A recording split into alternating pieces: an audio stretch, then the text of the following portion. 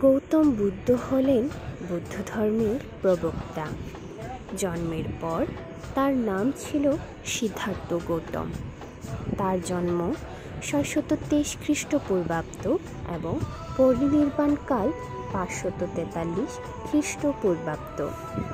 সিদ্ধার্থের পিতার নাম রাজা শুদ্ধোধন এবং মাতার নাম রানী মায়াদেবী। মায়াদেবী কপিলাবস্তু থেকে পিতার রাজ্যে যাবার পথে লুম্বিনী কাননে সিদ্ধার্থের জন্ম দেন। তার জন্মের ৭ম দিনে রানী মায়াদেবী জীবনাবসান হয়। পরে তিনি বিমাতা মহাপ্রজাপতি গৌতমী কর্তৃক লালিত হন, যার কারণে সিদ্ধার্থের আরেক নাম হল গৌতম। সিদ্ধার্থ ছিলেন বৈরাগী। জন্মের পর ভবিষ্যৎবাণী করা হয় তিনি জগতের দুঃখ মুক্তির উপায় সন্ধানী হবেন এবং বোধিপ্রাপ্ত হবেন। সিদ্ধার্থ ছিলেন সকল শিক্ষালাভে পারদর্শী। সংসারের প্রতি মনোযোগী হওয়ার জন্য তাকে বিবাহ বন্ধনে আবদ্ধ করা হয় রাজকন্যা যশোদারার সাথে। তার একটি পুত্র সন্তান হয়, তার নাম ছিল রাহুল। সিদ্ধার্থ একদিন বেড়াতে বের হলে ৪ জন ব্যক্তির সাথে তার সাক্ষাৎ হয়।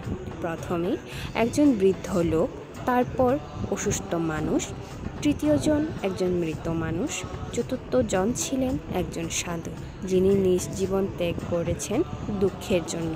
তিনি বুঝতে পারেন দুঃখ মুক্তির উপায়ের জন্য সন্ন্যাস ধর্ম গ্রহণ করতে হবে। সিদ্ধার্থ সেই রাতে তার ঘুমন্ত স্ত্রী সন্তানকে রেখে প্রাসাদ ত্যাগ করেন। সাথে নিলেন তার প্রিয় সারথী ছন্দককে। প্রাসাদ থেকে বেরিয়ে বনের শেষ প্রান্তে পৌঁছে তিনি তার কেশ উৎসর্গ করলেন। তারপর সংকল্প করলেন তিনি দুঃখ নিরাময়ের জন্য বুদ্ধ হবেন।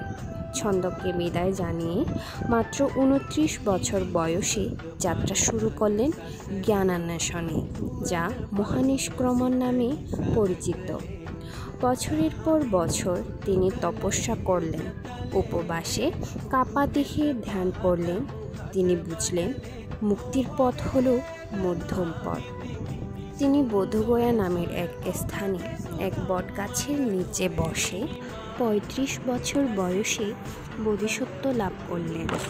মারকে পরাজয় করে তিনি বুদ্ধত্ব লাভ করলেন। জগতে তার নাম হল গৌতম বুদ্ধ। প্রায় ৮০ বছর বয়সে বুদ্ধ কুশীনগরে বুদ্ধ পূর্ণিমা তিথিতে মহাপরিনির্বাণ লাভ করেন। বুদ্ধের অমৃতবাণী দিকে দিকে দীপশিখার মতো জ্বলজ্বল করে উদিত হতে লাগল। তিনি দেশান্তরে ঘুরে সত্য বললেন, মৈত্রীর পথে চলো, অহিংসার পথে চলো। যার আর্য সত্য জানো, আর্য অষ্টাঙ্গিক মার্গপথে রত থাকো। জগতের সকল প্রাণী সুখী হোক, সুখী হয়ে দুঃখ হইতে মুক্তি লাভ করো। সাধু সাধু সাধু।